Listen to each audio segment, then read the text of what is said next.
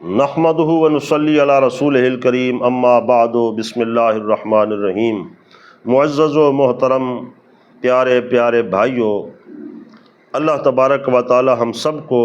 حضور سید الابرار صلی اللہ تعالیٰ علیہ وسلم کی تعلیمات اپنانے کی توفیق اور ذوق عطا فرمائے۔ دیکھیے، ہم عزت کس میں تلاش کرتے ہیں اور اپنے معاشرے اور سماج میں کس کو عزت والا دیکھتے ہیں۔ آپ سب جانتے ہیں کہ جو کوٹھی بنگلے کار والا اور بڑے مربوں والا اور بڑی دولت والا ہے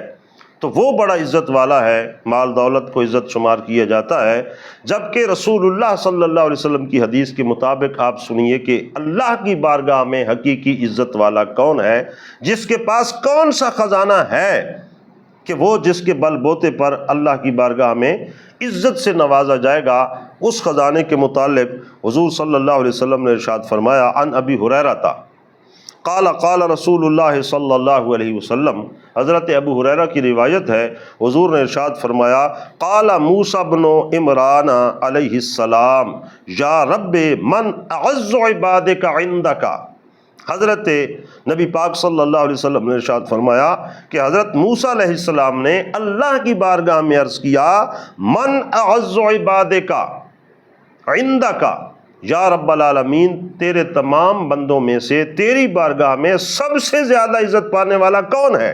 عزت والا کون ہے؟ تو اللہ تعالیٰ نے کیا ارشاد فرمایا، قال من اذا قدر غفر۔ اے موسیٰ بن عمران، مجھ سے سوال کرنے والے یہ پیغمبر ہیں، انہوں نے سوال کیا تو اللہ تعالیٰ نے جواباً ارشاد فرمایا کہ میری بارگاہ میں سب سے زیادہ عزت والا وہ ہے کہ جس کا کسی کے ساتھ مخاصمت، جھگڑا، غصہ، غضب، ناراضگی ہو اور وہ قادر ہو